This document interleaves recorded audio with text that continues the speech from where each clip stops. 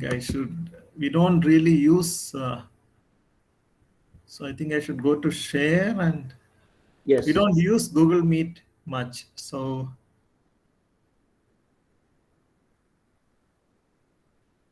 I think I did the wrong thing. No, I think it was fine. It was right. Yes, just So uh, I click present, and then I should select a window, right? That's uh, what I should. actually, no, you can select the entire screen and Entire then screen. Okay, I did that.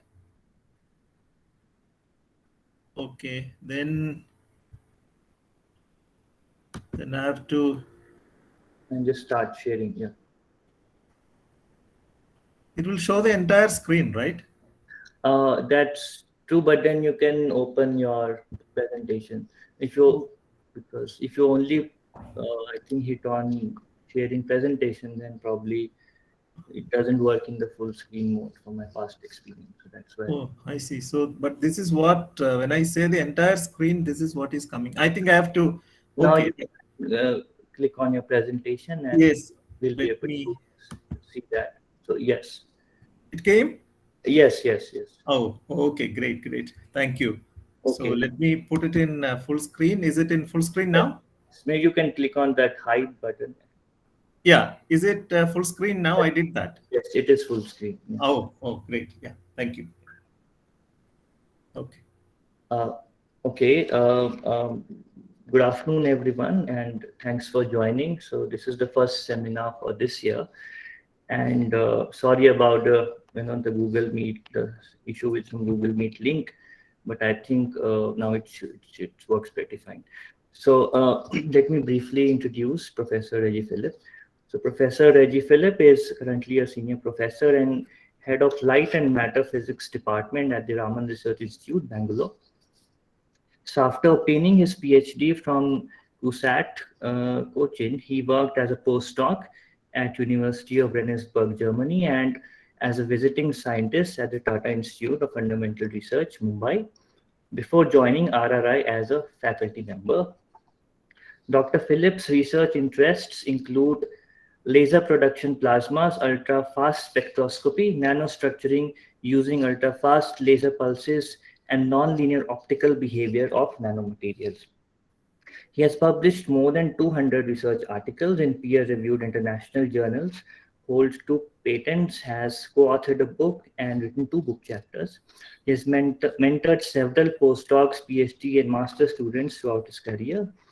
He is also a reviewer of several international journals from reputed publishers such as AIP, ACS, Optical Society of America, Royal Society of Chemistry, Springer, and Elsevier. He has also been in the organizing committee of several national and international conferences and has held visiting scientist position at the University of Massachusetts, Boston, and the University of Central Florida, Orlando. And Dr. Philip has given more than 150 invited keynote and plenary talks in national and international conferences. So today he has kindly agreed to talk to us about nonlinear optics, fundamental and applications. So, I mean, the talk maybe it can be for around 50 minutes or so, and then we can have 10 to 15 minutes of questions. And after that, if any faculty want to interact with Dr. Philip, then we can do so. So with this brief introduction, I hand it over to you. Thank you. Thank you very much, Dr. Kirish, for the introduction. And I'm really very happy to be here with you all today. And my thanks also goes to Dr. Hari Verma and Professor Suman Pal for this opportunity. We'll be talking about fundamentals and applications of nonlinear optics. This is a big subject, so within 1 hour or 50 minutes, we can only have a quick look at some of the more important areas of nonlinear optics, and that's what I think I'll be able to do today. So I'm Reji Philip from the Raman Research Institute in Bangalore. And whenever we speak about nonlinear optics, we cannot forget this great man, Professor Nicholas Bloembergen. So He was born in the Netherlands in 1920 and passed away in Tucson, Arizona in 2017. And he, in fact, enrolled in 1938 as a student at the University of Utrecht to study physics. And he left Netherlands in 1945 to pursue graduate studies at Harvard University. And at Harvard, his advisor actually gave him the job of making the first NMR machine. And his thesis was titled Nuclear Magnetic Relaxation. And he got a PhD degree in 1948 for that. And after a brief postdoctoral stint in Holland, he joined Harvard in 1949, became associate prof in 1951. So Bloembergen shared the 1981 Nobel Prize in Physics with Arthur Shallow and Kai Siegbahn for laser spectroscopy. So he is actually considered as the father of modern nonlinear optics. Basically, Bloembergen was an engineer, and he contributed a lot of ideas from electronics and electrical engineering. He actually brought into nonlinear optics. Because this is optics that we are talking about, we have to look at the electromagnetic spectrum, and we can work in several regions of the spectrum, but mostly, particularly in our lab and all, we work mostly in the visible light region. And so as we can see, the spectrum is very, very broad. It extends from gamma rays up to radio waves. And the visible light spectrum is a very, very small fraction of this. And it extends approximately from 400 nanometers to 700 nanometers. And the electromagnetic wave propagation and the nature of the waves themselves are controlled by the Maxwell's equations and described by the Maxwell's equations. We have the electric field E and the magnetic field B, which is orthogonal to that. And from the curl equations, we can write a wave equation which tells us how the electromagnetic wave propagates. Now, thinking about light-matter interaction, we will look at the response of bound electrons to an applied electromagnetic field. When I say bound, what I mean is that these electrons belong to some atom or a molecule. And most of the time, we are talking about electrons which are in the valence state, in the outermost orbital, because those are the electrons that usually take part in the normal nonlinear optics. Normal NLO means perturbative nonlinear optics. So we can, this interaction of these electrons with applied electromagnetic field can be divided into two types. One is the linear type and the other is the nonlinear type. So in the linear type, we almost always have only bound state interactions. What it means is we have an electron in a certain state, and at best it can go to another state, but it doesn't really get ionized by the input light. So that is what we mean by a linear interaction. And in addition to that, in the case of linear interaction, there will not be any nonlinear effects. So what are the nonlinear effects? Nonlinear effects, we have two kinds. One is the what we call the perturbative nonlinear optics. So again, the electrons are bound to the system. But when you go to strong field nonlinear optics, they actually get ionized. The light field is so strong that by various phenomena like multiphoton, tunnel ionization and all that, we will have a look at it a little later. These electrons leave the parent atom or molecule, and then we say that they are ionized. Now, there can be a very broad classification of nonlinear optical effects. One is when the material is excited far from a resonance. Now, what are these resonances of atoms and molecules for incoming optical radiation? We know that atoms have electronic energy states, and for a transition from one state to a higher state, you have to give an optical frequency nu, the energy of which is h nu, which should match the band gap. So if the lower level is E1 has an energy E1 and the upper level has an energy E2, and if E2 minus E1 is equal to h nu, if you give that particular frequency radiation, it will get excited. Now this is a resonance situation. because what you give to the system will excite the system.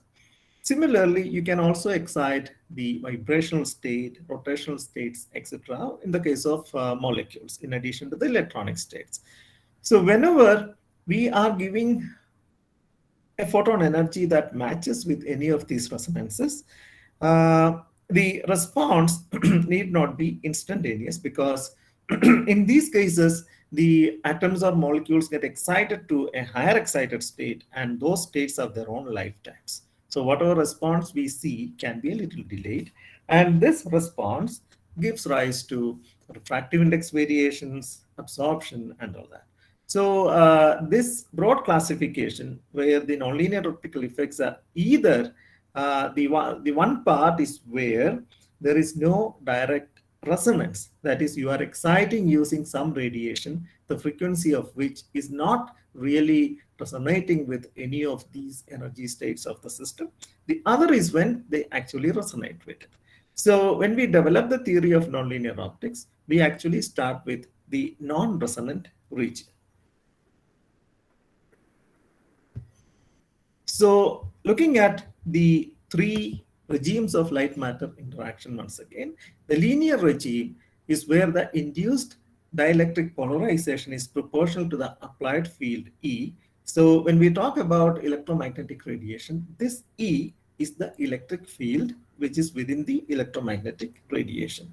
So we can write this very general equation: the induced polarization P is equal to epsilon naught chi1 E, where chi1 is called the linear optical susceptibility.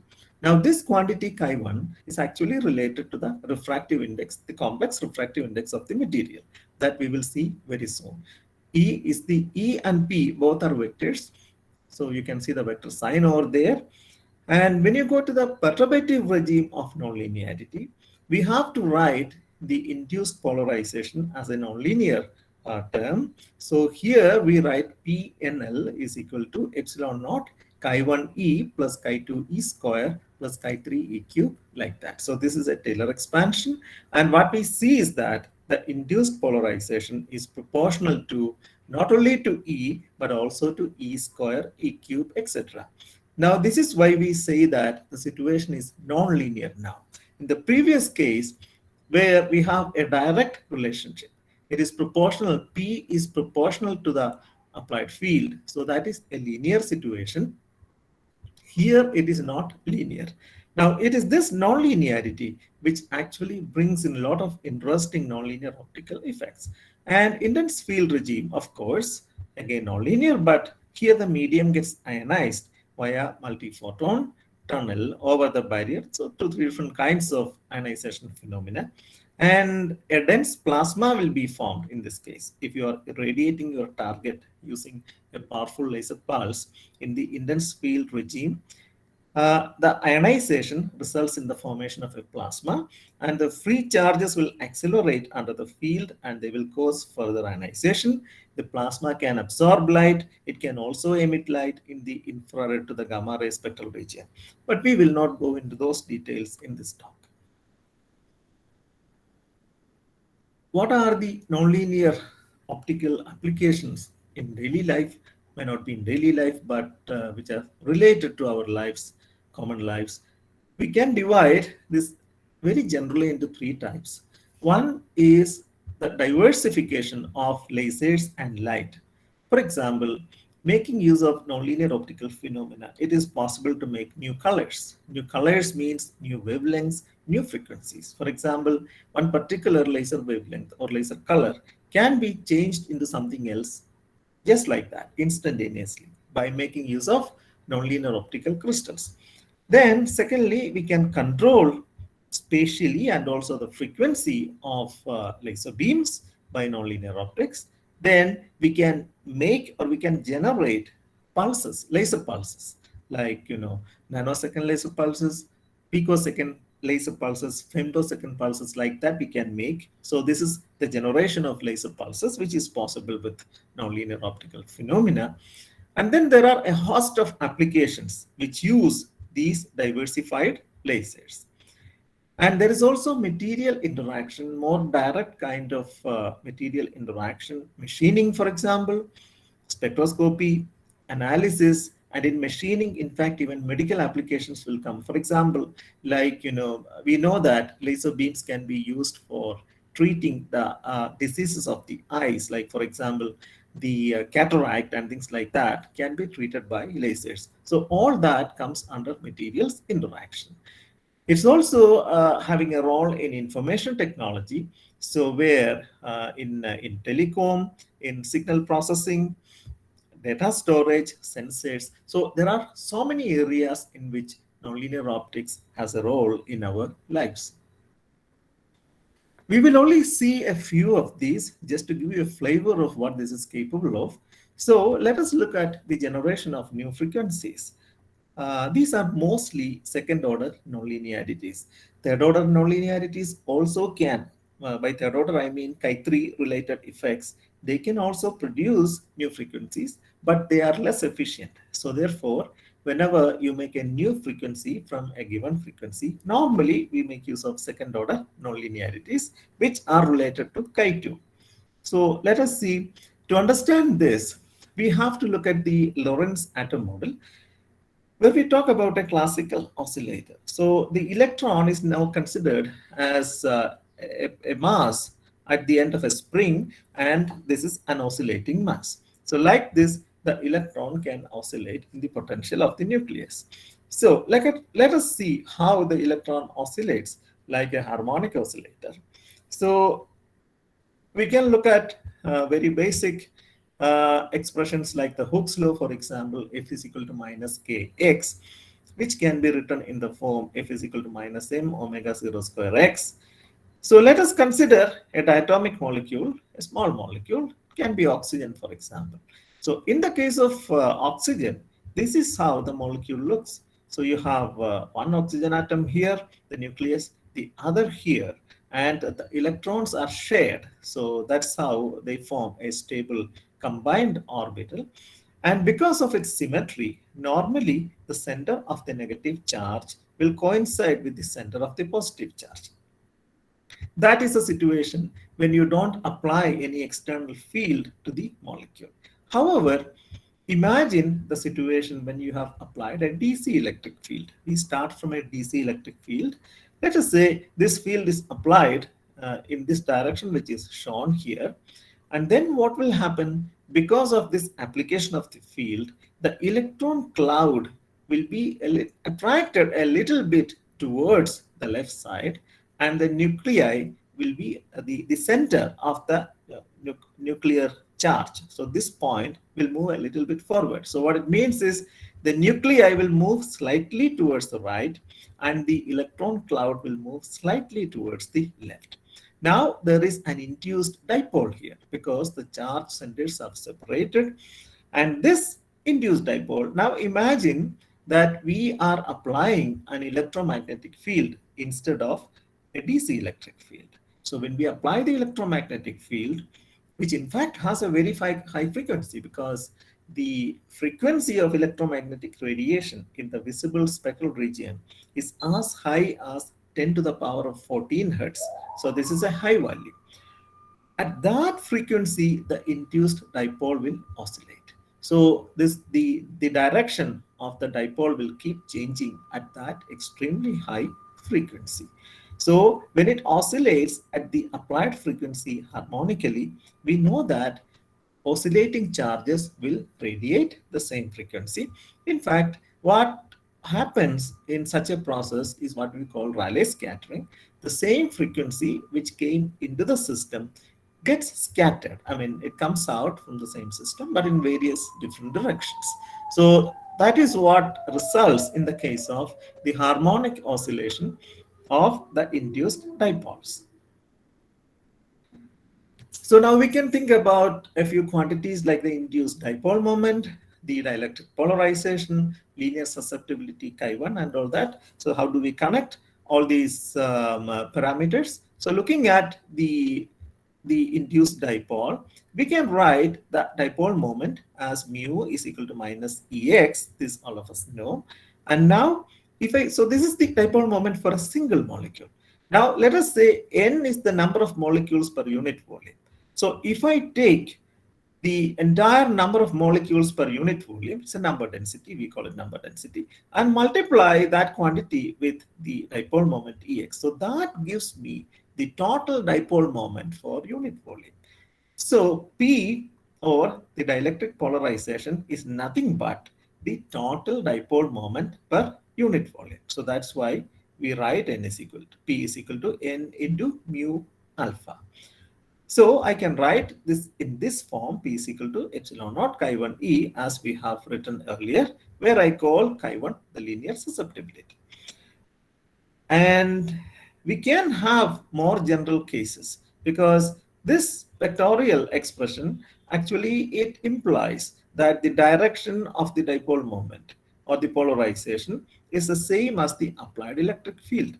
But this is not always the case. There are cases where these directions can be different. So that's why we can draw something like this. You apply the electric field in some direction, but you get the mu in another direction. So when I want to write something like this, I can use a tensor quantity. I write mu I is equal to alpha ij ej. So what I mean by this quantity here is that this alpha ij is the quantity that connects my field in the j direction to the dipole moment, which was formed in the I direction.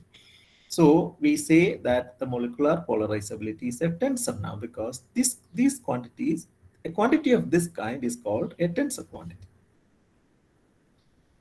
Now let's look at the nonlinear regime and the enharmonic oscillator. So for this, we have to consider a few nonlinear restoring forces. So we write, in addition to the first term, we write minus max square minus mbx cube, like that we write. And we will see that these terms, in fact, are connected to the higher terms in the expression for the polarization. So epsilon chi1 e is connected to this, chi2 e is related to this, and chi3 e cube is related to this. So once we know the force, we can write the corresponding potential, because the potential is minus F dot dr. So when we do that, we get, for the first term, half m omega 0 square x square. For the second term, it is 1 over 3 max cube plus 1 by 4 mbx to the power 4. Like that, we can write the higher terms also if you want. So one thing we immediately notice, that in this potential, the odd order terms are symmetric terms. So like the odd order means this is the first term, it is the odd term, this is the third term, that's also the odd term. They are symmetric in x, because here you see x square and here you see x to the power 4. So when I say symmetric, what I mean is that the value is the same irrespective of whether you go in the positive direction of x or negative direction of x. So that is what we mean when we say that these terms are symmetric. However, if you look at the second term here, you see that you have an x cube there. So this is antisymmetric or asymmetric, because x cube has a positive value on the positive side, but it has a negative value on the negative side. So therefore, because of that, if you plot the function Vx is equal to 1 by 3 max cube, it is not going to be an even function with respect to the origin. So such a function is an asymmetric function. So we get symmetric potential. The red one is a symmetric potential. Sorry, the black one, the dashed curve, is a symmetric potential, and the red one is an asymmetric potential. It is asymmetric because if you carefully look, you see that the distance you go right in this direction is less than the distance you go in the left in this direction.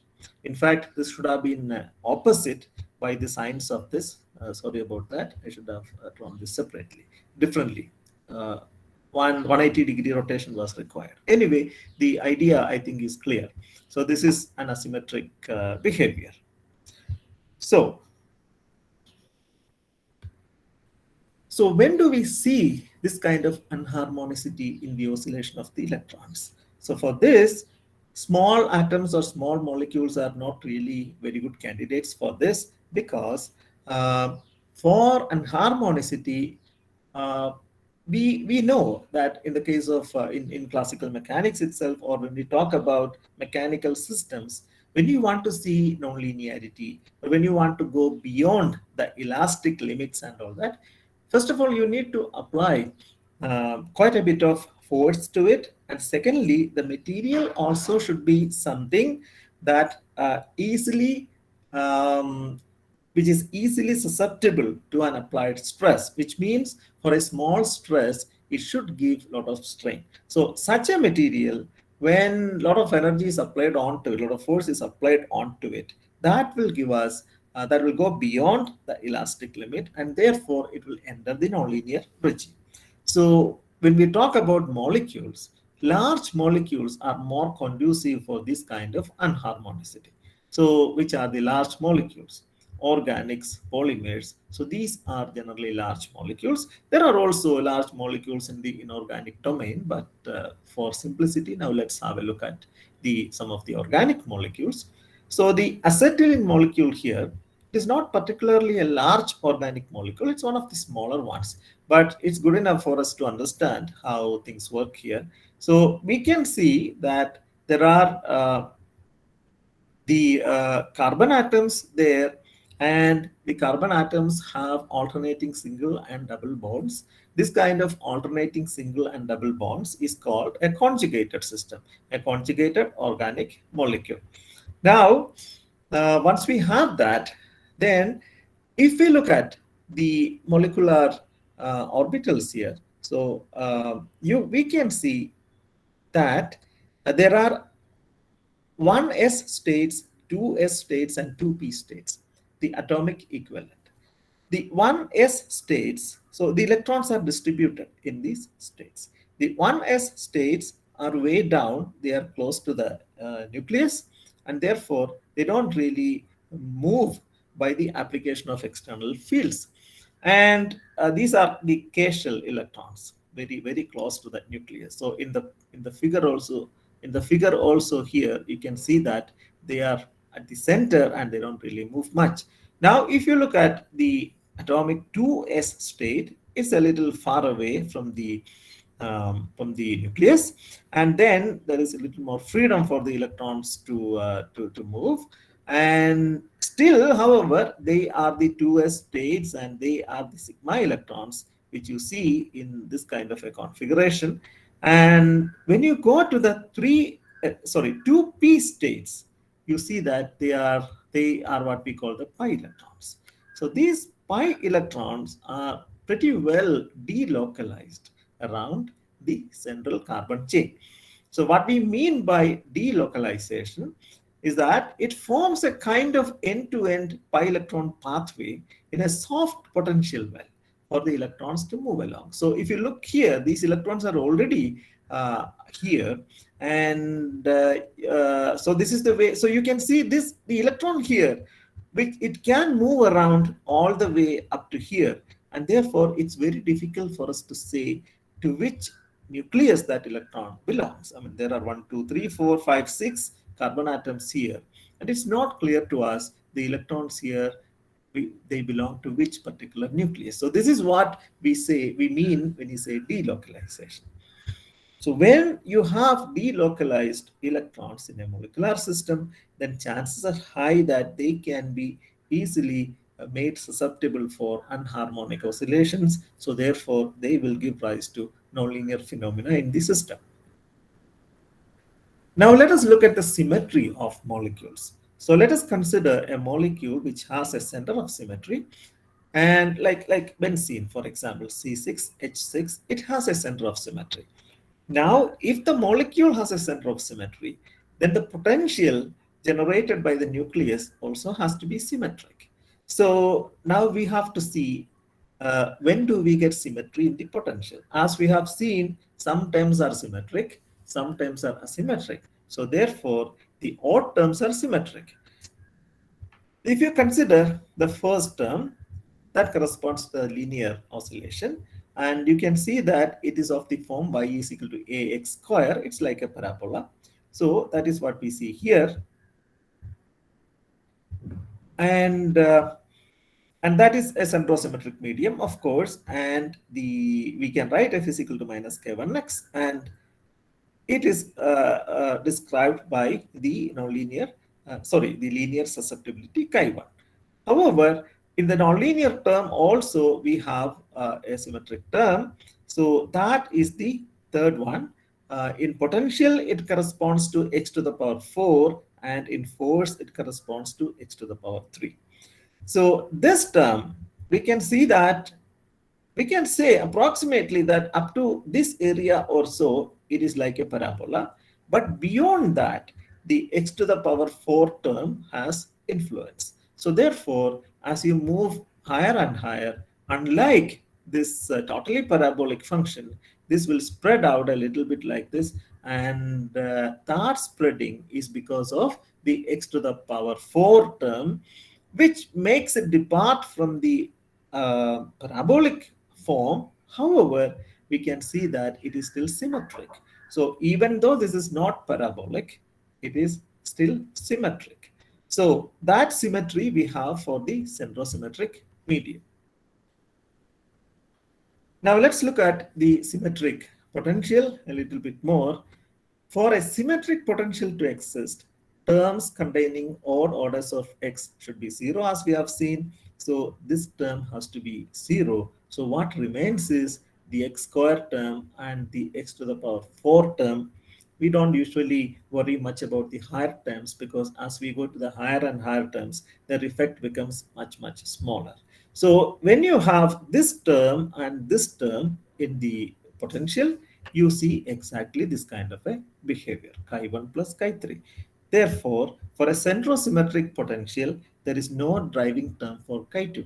In other words, the second order nonlinearity will be 0 if you have a molecule which has a center of symmetry. This is an important point to note. So that what it tells us is that if you want to use, or if you want to get second order optical nonlinearities, then it's a must that you have to look for a system which does not have a center of symmetry. So which are these molecules without a center of symmetry? So they are also known as anisotropic molecules. So as we saw earlier, if this term is existent, then it will make it, this term will make it depart from a symmetric form, and you will have this kind of asymmetry here. So this asymmetric potential, when it exists in a molecule which does not have a center of symmetry, they will give us even order nonlinear effects, that is second order, fourth order, etc. So the order of magnitudes of these quantities.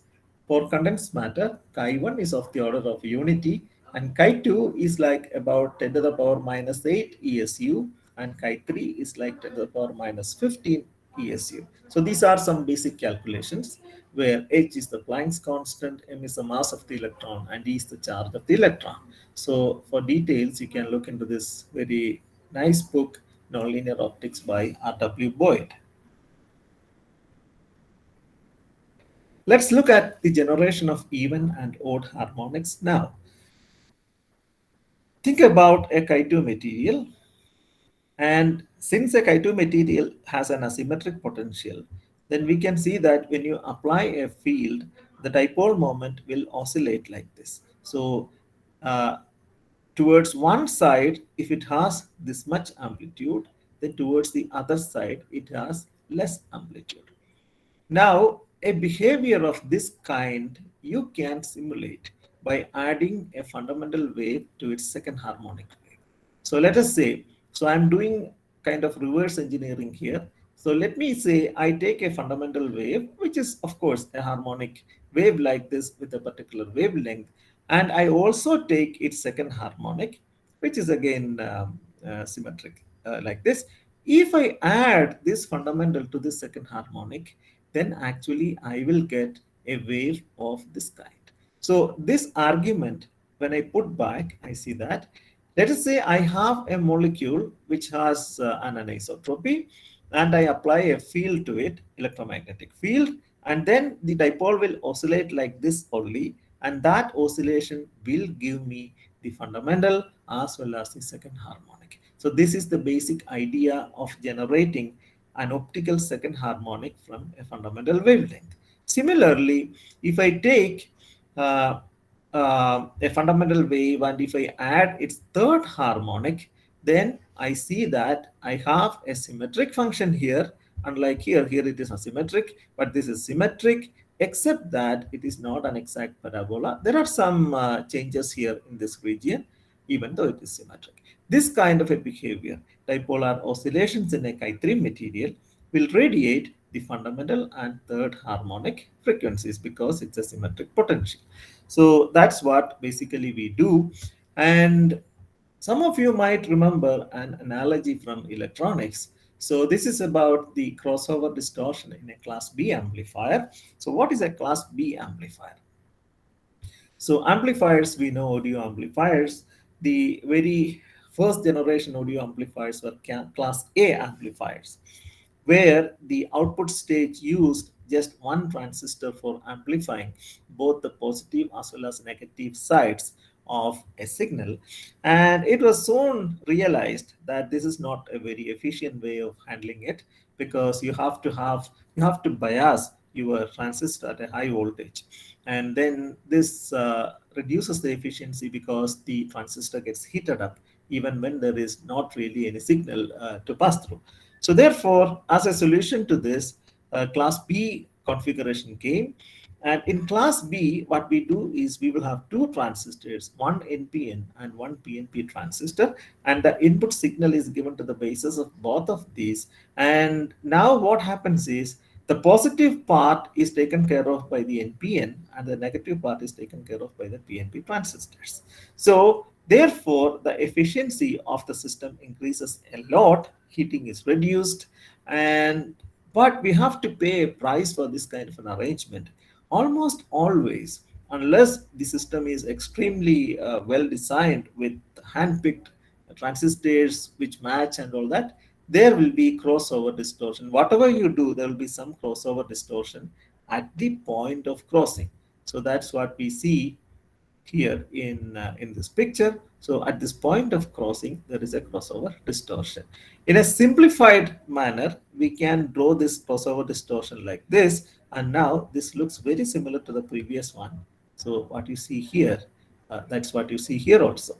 So that will immediately tell us that if the signal behaves like this, it will immediately produce the third harmonic of this original wave. So this is the original wave, the undistorted sine wave that you put into the input of these transistors.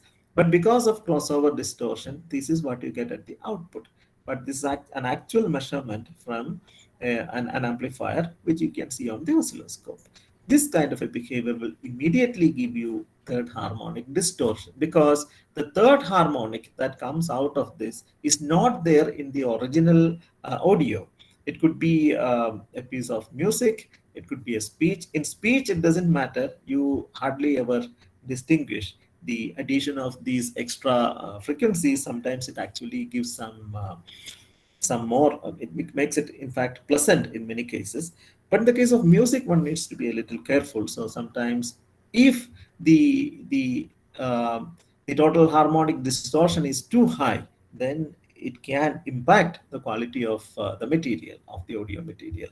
And because this is not exactly the way always you have distortion, in fact, in reality, several harmonic components, including even and odd harmonic components, will be produced by these amplifiers where there is crossover distortion. So in principle, this is known as a lack of fidelity, but some people claim that a little bit of distortion is in fact good because that gives body to the music, it gives it some character.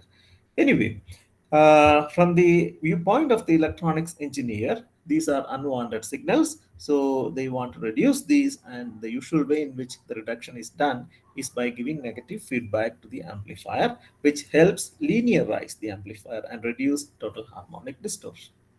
So this is an analogy from electronics for the nonlinear optical generation of harmonic frequencies. Now, the first demonstration of optical second harmonic generation was in 1961. This was just 1 year after the laser was discovered in 1960.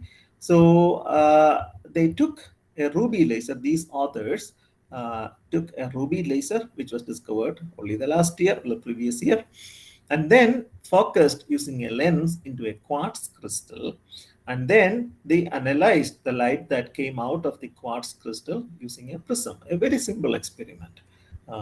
And because the prism will disperse the input light, and then they saw that if this is the fundamental output or the original ruby laser output is at 6943 angstroms, it is red in color, but the second harmonic of that at half the wavelength was formed, and it was seen in another part of the screen because the prism dispersed it, and this was at 347 3471.5 angstroms, which is exactly half of this wavelength, which means it is exactly double in frequency.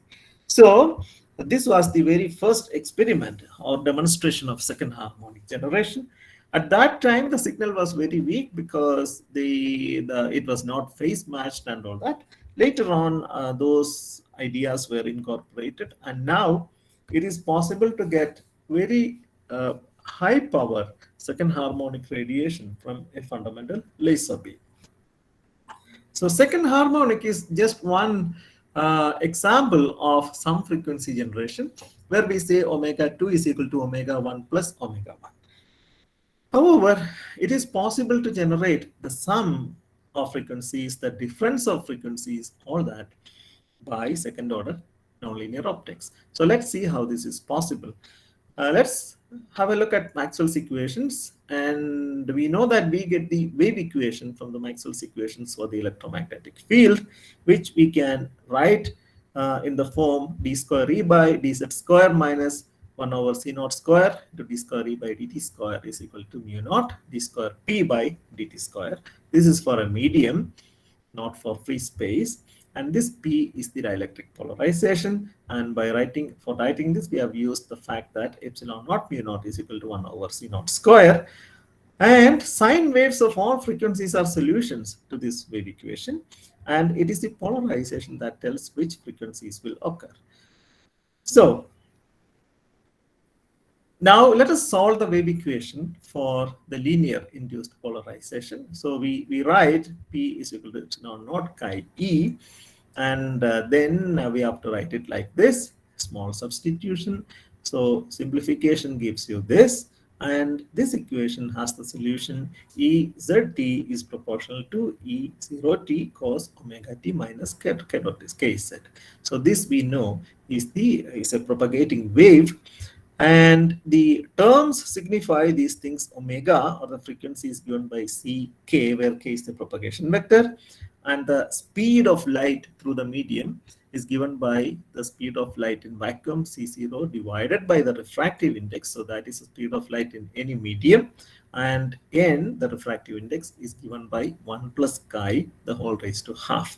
So this is the relationship of the linear susceptibility with the refractive index of the material. So thus, the refractive index depends on the induced polarization, which in turn depends on the linear susceptibility chi. Now let's see what's the effect of a nonlinear medium. So you have to put the nonlinear polarization there, which reads P is epsilon naught chi 1 e plus chi 2 e square plus chi 3 e cube, like that. So remember that I have removed all the tensor notations here to make it simpler. In fact, we have to write chi ij, ej, and like that, but all that is removed here. So what's the effect of the nonlinear terms? So let us consider the second order terms to see what is the effect of this e square term in the polarization. Because you can write Et as proportional to e to the power I omega t plus e star e to the power minus I omega t. Then Et square will be, you have to multiply this quantity with the same quantity. So you will get 4 terms, e square e to the power 2I omega t plus e star square e to the power minus 2I omega t plus 2 modulus e square. So this is what you get when you multiply Et with ET. Now, what is important to note here is the fact that we started off with the frequency omega, isn't it? I omega t. This is the frequency we started with. However, we have ended up with the frequency 2 omega. So by starting with omega, by sending it through a nonlinear optical medium for which the second order nonlinearity is not vanishing, you have converted your frequency omega into 2 omega. In other words, the second harmonic has been formed. It is just one of the many exotic effects that can arise from the nonlinearity. Now let's make it a little more general to see the generation of harmonic sum and difference frequencies. So now I consider two frequencies omega 1 and omega 2 interacting with each other in a nonlinear optical medium. So I have to write the same thing, but I have to add omega 2, like E2 e to the power I omega 2 plus E2 star e to the power minus I omega 2, because now I am adding one frequency omega 1 plus another frequency omega 2. Now ET square is going to give me many more terms, and I see that I get 2 omega 1 here. So that's a second harmonic generation term. Now I get 2 omega 2 also. So that is another second harmonic term. And then I have some frequency term omega 1 plus omega 2. I have a difference frequency term omega 1 minus omega 2. And sorry, that's down here. And I also have a DC term which is called DC rectification. So basically, when I have two frequencies omega 1 and omega 2 interacting with each other in a nonlinear optical medium, I will get 2 omega 1, 2 omega 2, omega 1 plus omega 2, and omega 1 minus omega 2. So we have a lot of possibilities as we can see. So this is what we generally call parametric mixing. So in some generation, as I said, omega 1 plus omega 2, in difference omega 3 minus omega 2. And there is something called parametric generation, where the input is one high frequency and the output is two small frequencies. So this is interesting because if you choose your appropriate nonlinear crystal and also the excitation wavelength, you can divide one frequency omega 3, which is a higher frequency, into two smaller frequencies omega 1 and omega 2. Not only that, it is possible for us to change the frequencies omega 1 and omega 2 continuously by changing simply the angle of the crystal with respect to the input light beam. This is known as spontaneous parametric down conversion, or SPDC. Our nonlinear optical crystal is here, the pump is here. So I get two wavelengths out. One is called the signal, the other is called the idler. And this is the energy level diagram for this process. This is your high nu, and you have two smaller nus. This is for momentum conservation. So these directions will be conserved. If you, for example, if your pump is going in this direction, your the signal S will be in this direction, and your signal your idler will be in this direction, parallel to this. So that's what you see here. This is for conserving the momentum. This is also known as phase matching. Well, the interesting thing about SPDC is that the photons which get created like this, they are found to be entangled photons. So in quantum optics experiments, people very often use the spontaneous parametric down conversion to generate entangled photons. It is also possible to put the optical parametric generation or the SPDC into that effect into a cavity like this. So whenever you put something like this in the cavity, there will be multiple passes back and forth, and then it will act as a laser. So this is called the optical parametric oscillator. And it is also possible to have an optical parametric amplifier where you amplify a certain frequency omega 1 into a larger amplitude by applying a pump beam omega 3, and here omega 3 minus omega 1 omega 2 also will be generated. So we see that we have a few effects here which one can choose to produce in the lab. And this is these devices, these kind of lasers can be bought commercially. So this is the photo of an optical parametric oscillator. It's a laser. So, and these are somewhat expensive, actually, quite expensive devices. Now let's have a look at the nonlinear refractive index, nonlinear absorption, which are essentially third order phenomena. So here there are two effects that we would like to see. One is called the self-focusing effect.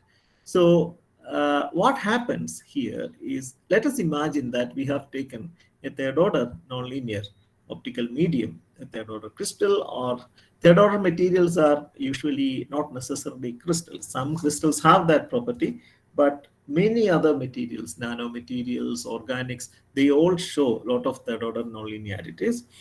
And the advantage is that you don't need any anisotropy in the system, so all symmetric molecules will work. Just consider a third order material which is characterized by the expression n is equal to n0 plus n2i.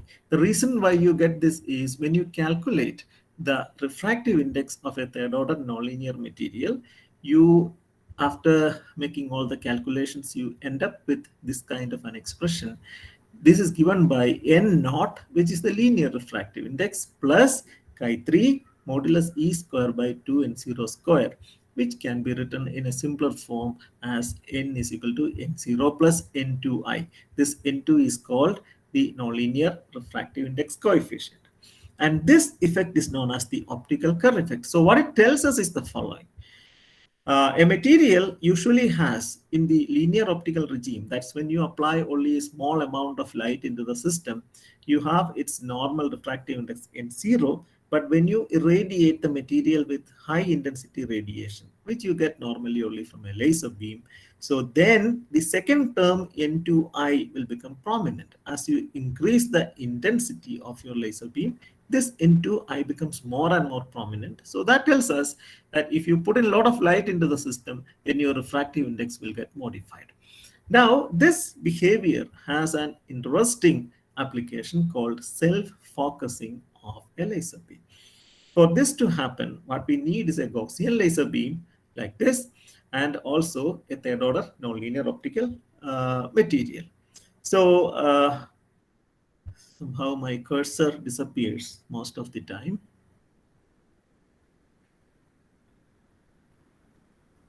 Okay, here it is. So here is what we call a Gaussian laser beam.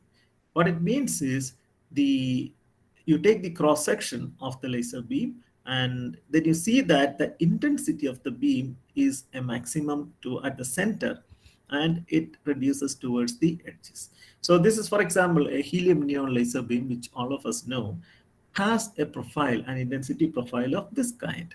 But this is a plane wave, by the way. So I am allowing a beam of this kind to pass through a third order nonlinear optical medium. Now that means the refractive index behaves in this form. Because the central portion is high intensity, I can immediately see that the refractive index will be higher in this region, So as I go towards the peripheries, my refractive index slowly decreases. So if I start off with a plane wave here, my the central portion of the plane wave gets delayed, because we know that a larger refractive index means a smaller velocity or smaller speed. So the light that passes through the central region will be delayed with respect to the light which is passing through the peripheral regions. The inevitable result of this kind of a delay in the central region is that the light beam will bend towards the center, and then it will focus all by itself. So this is a very dramatic picturization where you see that a small length of the nonlinear optical material actually focuses the beam completely like a lens. In reality, it is not as dramatic as this in many situations, but however, this indeed happens if you are working with very high power lasers like ultra fast laser pulses. And when this happens there, the terminology that we use is usually filamentation. So that is a result of extreme self-focusing of light. And this has applications in kernel and smart locking, which we will see soon. And the value of N2 is different in different type of glasses. So you can compare chalcogenides, tellurides, fluorides, and all those kind of materials. And we see that the value in fact varies over 2 to 3 orders of magnitude, or even a little more than that. And nowadays, people are making optical fibers by making use of these nonlinear optical glasses. And the purpose of making them is to have nonlinear optical phenomena in long fibers. And there are some challenges, but people are in fact making those kind of fibers. Now, this is what I said about Curlin's model locking. Model locking is a technique that we use for making very short laser pulses, very short in the sense ultra fast, picoseconds and less than that. So this technique, there are a few techniques for this. So curl lens is one technique for making model lock pulses. In fact, for our ultra fast laser, this is the technique that is being used in addition to another acousto-optic model locking. This is called basically hybrid model locking. However, the curl lens model locking technique is where we make use of the self-focusing of the laser medium itself for generating ultra-fast laser pulses. Then there is nonlinear absorption, like for example, two photon absorption. So if a material has two photon absorption, what it means is normally there is only one photon absorption in a system. So the energy band gap has to match with the one photon energy h nu, which comes in, and then an absorption takes place. However, imagine a situation where the frequency of the incoming radiation is only half of it.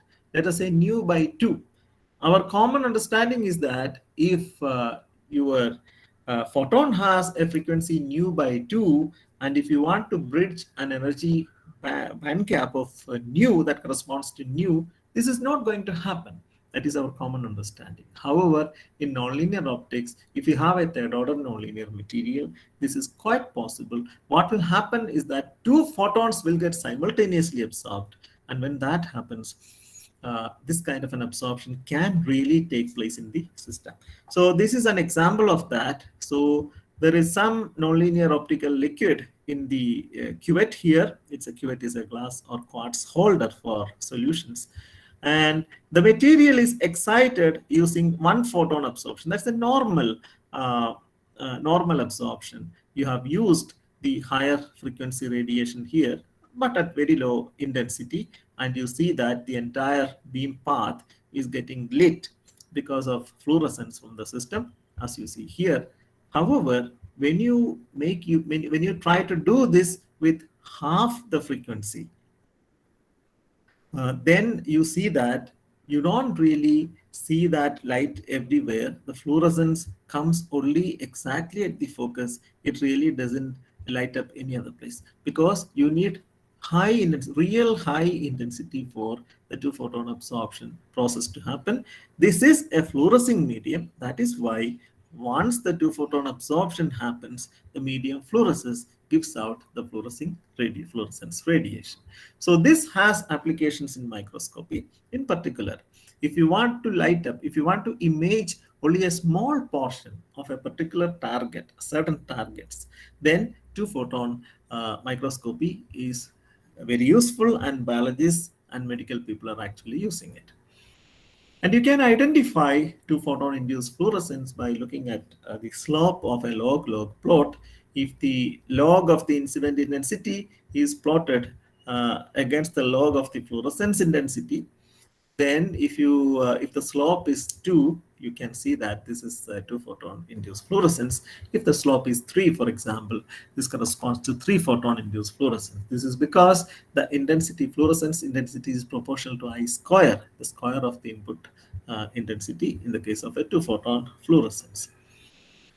Now, there are techniques for measuring nonlinear absorption and nonlinear refraction to get actual values, actual quantities, to quantify them.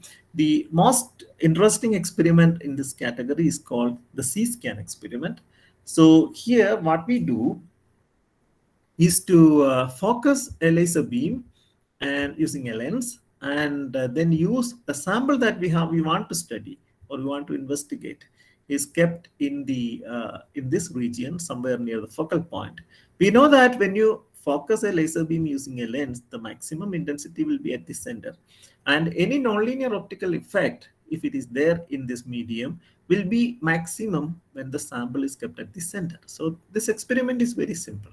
We keep the sample at different positions with respect to the central focus, and then we measure the nonlinear behavior of the medium by a detector which measures the transmitted light. So if this is a nonlinear absorber such that the absorption increases as the intensity increases, then uh, then you can see that from this kind of an experiment. So z is equal to 0 actually corresponds to the focal point. At z is equal to 0, you will see that the transmission of the sample is a minimum. As you go away from there, as you go move further and further, you will see that the transmission comes back to the original linear transmission, which is normalized to 1 here. So this kind of an experiment is called an open aperture C-scan experiment.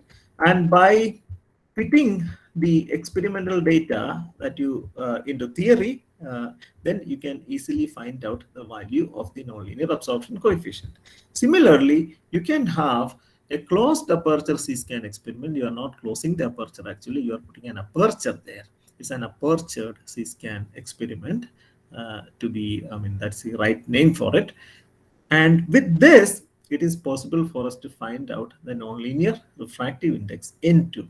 So if N2 is greater than 0, this will be the way in which you measure the transmission with position. And if N2 is less than 0, it will have an exactly opposite behavior. So this experiment is quite popular, and people actually have made use of the C-scan experiment to find out beta and N2 for a large number of materials. So we also have measured many materials by the C-scan. And this is the building where this is the University of Central Florida in Orlando, and this department called Creole. So that's where the C-scan was invented way back in 1989. And this is an open aperture C-scan measured in the lab, actually in our own lab, for a very weak optical limiter or something that behaves in this way. I'm not really going into the details of that. Um, Finally, we will just see just one or two slides more how you measure Chi3 directly. So there's an experiment called the forward mixing experiment. So what you do here is you take a laser beam and then divide that laser beam into three. So this is one part, this is another part, and these are sent exactly in opposite directions through the sample which you want to study. And then there is a probe beam, the third beam, which goes at a small angle with respect to one of the pumps into the medium. If you align this perfectly well in time and also in space, then you see that a signal beam comes out of this nonlinear optical medium. So that is called EC. So EP is the probe, EC is your signal. What is interesting is that it comes back exactly in the direction of the probe. So in the real experiment, it's a bit difficult to separate it. We can do it. Certainly, we can separate it out because we know that it is coming exactly in the same direction backward as that of the probe. This kind of a geometry is called phase conjugate geometry because the signal beam is a phase conjugate of the probe beam. This is the way this experiment is set up. You have the laser here. Then there are some other components like wave plate, beam splitter, and two beams going like that. And then there is also the probe. Uh, and then usually the Fourier mixing experiment is done in the relative measurement mode. That is, we know a standard reference material, like usually what we call carbon disulfide, CS2 is used for femtosecond and picosecond excitation. We know the value of Chi3 for this material. So first, this material is put there and measured. And then our actual sample is put and again a measurement is done and then we can make use of this equation to find out the chi3 value of the material that we are investigating. This is also a popular experiment, and this is another geometry of the same experiment, which is called the boxcars geometry. So you can use either the boxcars geometry or the phase conjugate geometry for measuring the chi3 of your material. This is a typical Fourier mixing measurement in different polymer samples done by one of my collaborators a few years back. So what you do here is you increase the input intensity of the three beams and you measure the intensity of the signal, and then you see that there is a behavior of this kind, and then the experimental data is fitted to theory using that equation which we just saw, and from that we find out the chi3 value of the system. And in optical communications, okay, just would like to say that when we have optical communications using an optical fiber, some nonlinear optical effects like stimulated Raman scattering, stimulated Brillouin scattering, these are not really advisable to be there in optical fibers.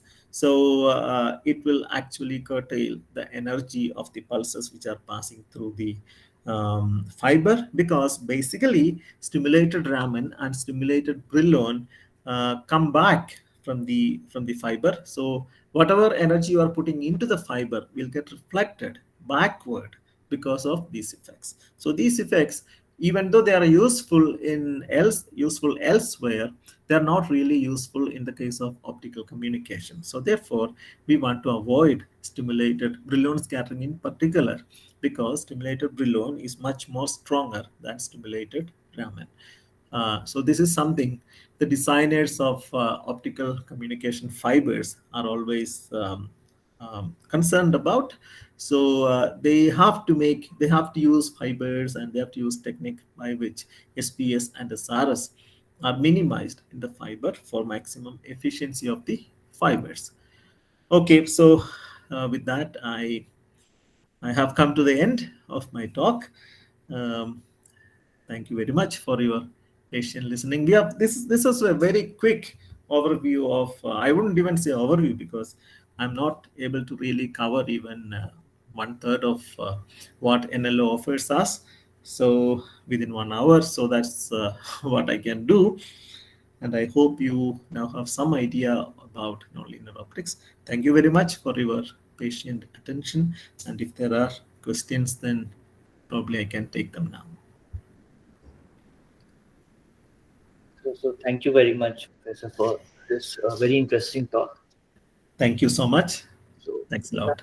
if you have questions, I just request people to unmute themselves and ask a question, or you can also type on the chat box. So yeah. Yeah. So I think let me.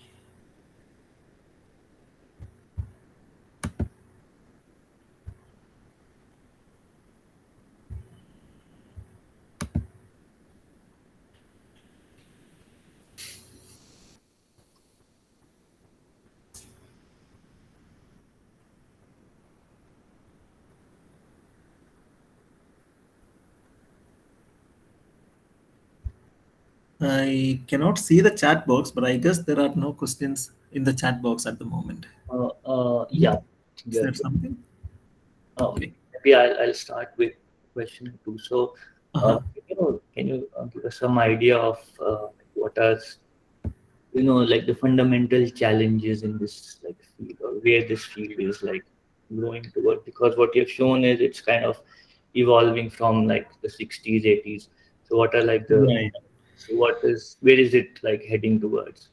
Okay. In fact, right now, this has gone beyond perturbative nonlinear optics, because the challenges are actually lying there.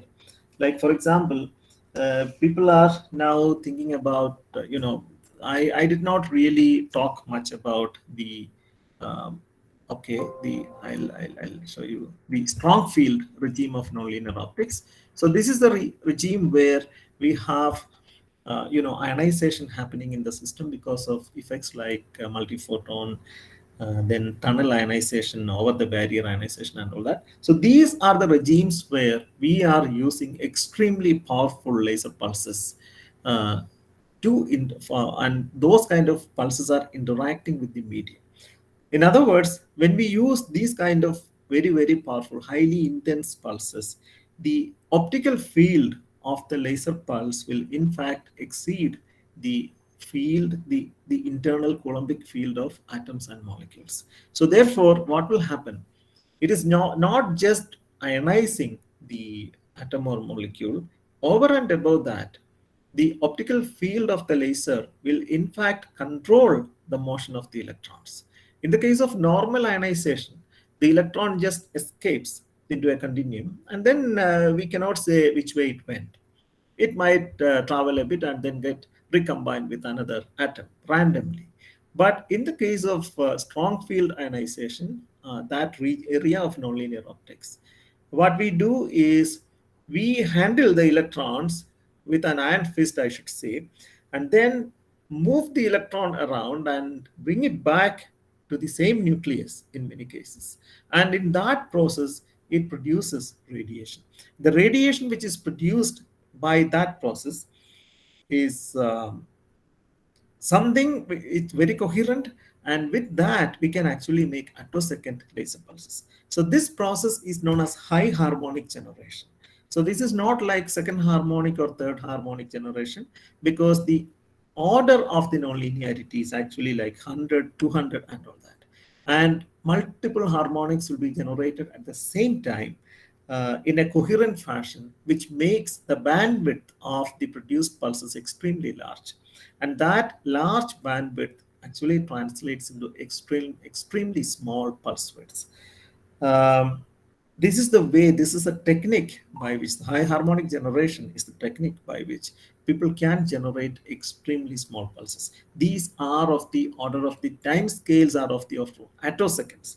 So when you have attosecond laser pulses, there are various things that these pulses can do. For example, with femtosecond pulses, we have been able to study various things like molecular dynamics. For example, the lifetimes of the excited states, you can easily chart them out by pump probe kind of experiments using femtosecond pulses. However, if you have attosecond pulses, then you can look little more deeper into the behavior of atoms and molecules. Like, for example, a process of absorption of a photon by an electron. Imagine if we can chart out that process in time. This is not possible now. Until now, we don't really know anything about it. This is a regime of quantum mechanics, and often this is like a black box. We know only the results, but we really don't know what exactly is happening, which lead to those results. So these kind of extremely short pulses, I would say, are one of the major direction of nonlinear optics as of now. And there are labs in the world which work on this, not many labs, in fact. And once these pulses can be made available commercially, which hasn't happened even now, they're not commercially available. Once they are commercially available, then it will be possible for normal people, normal scientists to work on foundations of quantum mechanics, and many quantum optical experiments will be opened up with when we have tools of that kind. So I would say that is the current challenge in nonlinear optics: how to make such very, very short pulses stable and commercially available. Oh, okay. Thank you. That was very interesting. So, are there other questions anyone wants to ask? Sir, I have a question. Please. Sir, in two photon microscopy, there you showed that when we pass a beam of frequency half the Mm. frequency of the transition, is Mm. it due to the lens? It is due to the lensing effect that we are having a dot in that nonlinear crystal fluorescence. No, no, no. It's not because of the lensing effect. So in that figure, okay, I'll come down to that. Okay, this one. So you have a lens here. So I don't know. I didn't uh, quite understand what you meant by the lensing effect. There is In a the lens. non-linear, I mean, in the non-linear medium, uh, Huh, there will be self-focusing. self-focusing. I mean, No, no, it is not because of that. In this experiment, we are actually not really worried about, or we are not concerned about self-focusing, because self-focusing is the regime of nonlinear refraction. So not all materials need to show self-focusing all the times. So in an experiment of this kind, we are not really concerned about self-focusing. You already have a lens here. So you can see this is the focusing lens. This lens will focus the beam into the material.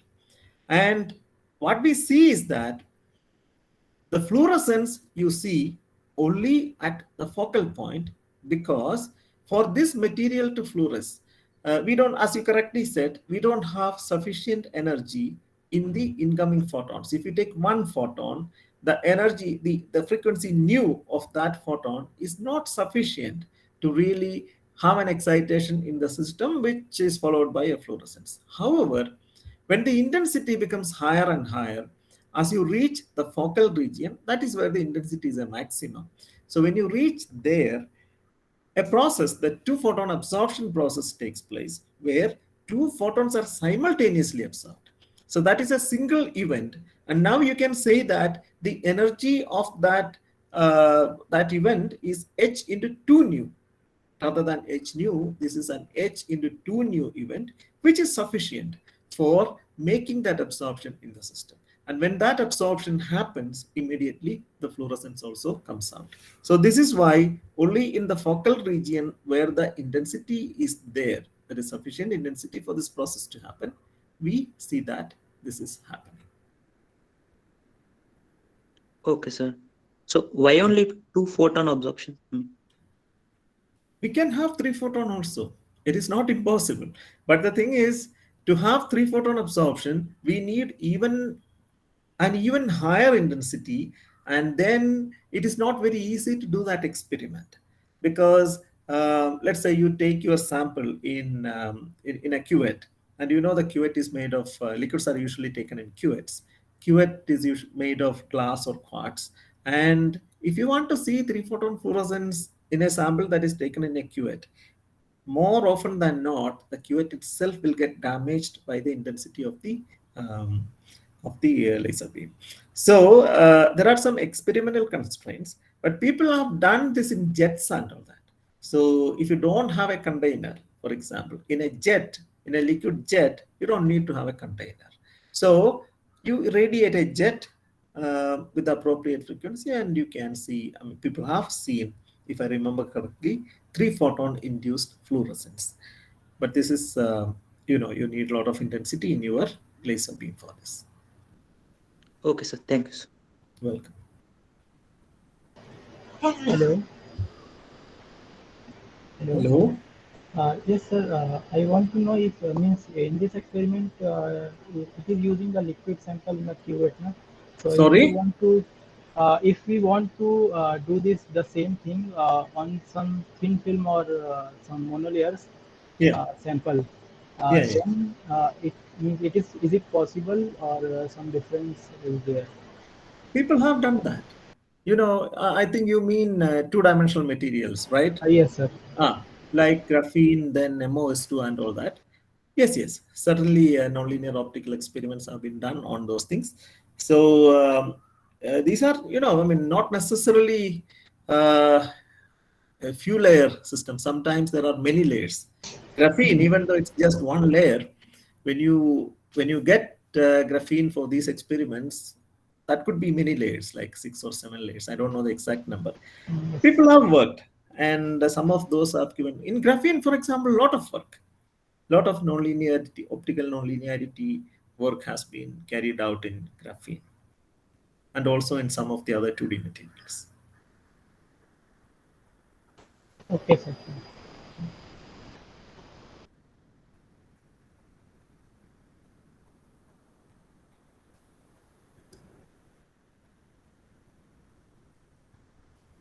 Okay, so are there any further questions?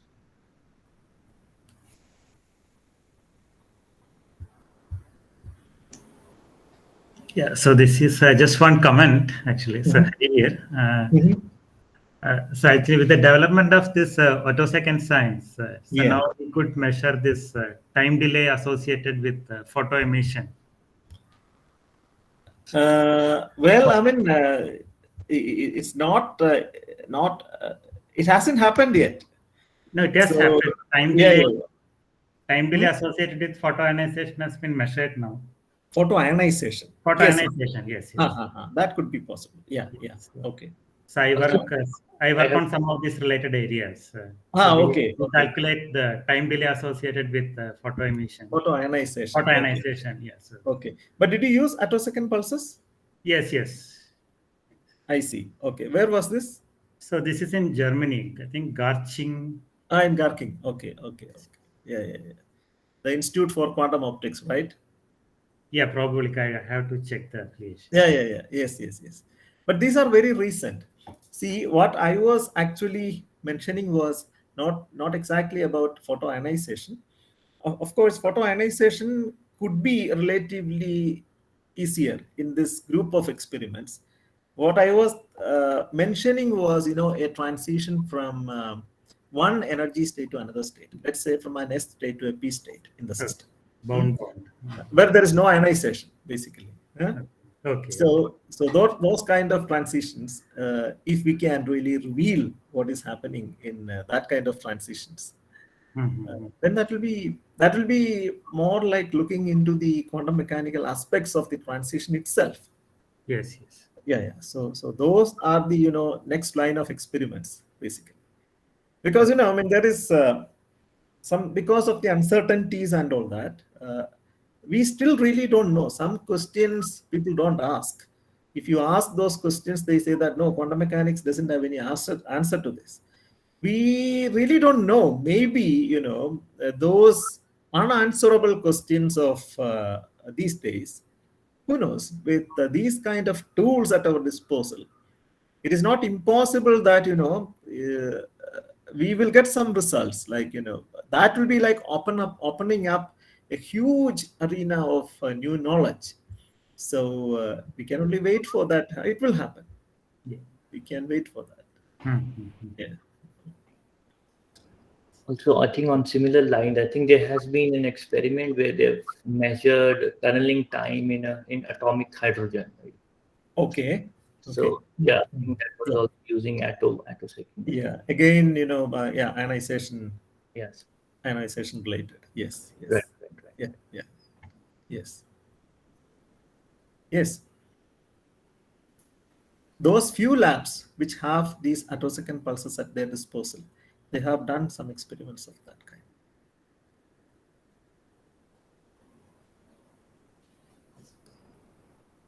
So high harmonic generation also people might have done experiment.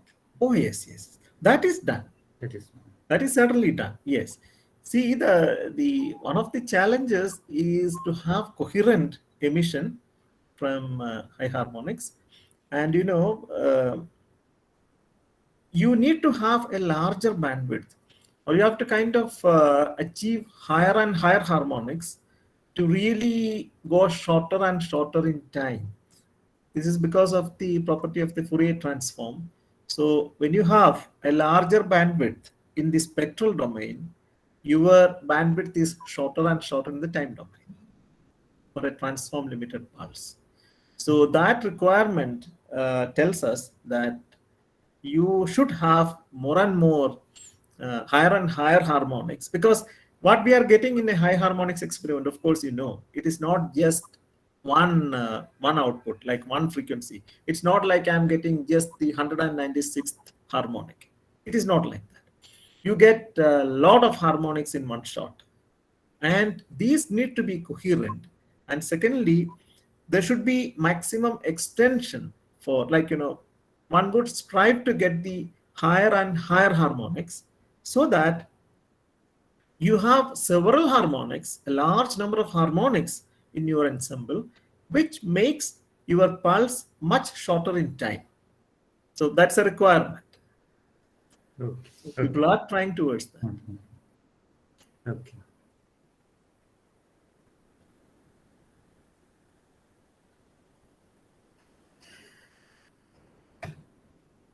Okay, are there any final questions?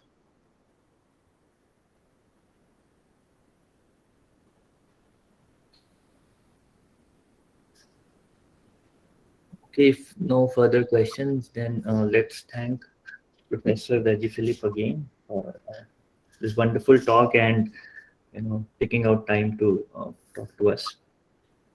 So, Thanks a lot. Thank you very much for the invitation in the first place. It was my pleasure to talk to you all on this interesting topic of nonlinear optics. Thank you very much for inviting me. thank you. So okay, so then with this, we'll then end this meeting. Thank you. Thank you. Okay. Thank you. Thank you. Yeah. Thank you, sir. Thank you. Thank you, sir. Yeah. Thank you. Thanks.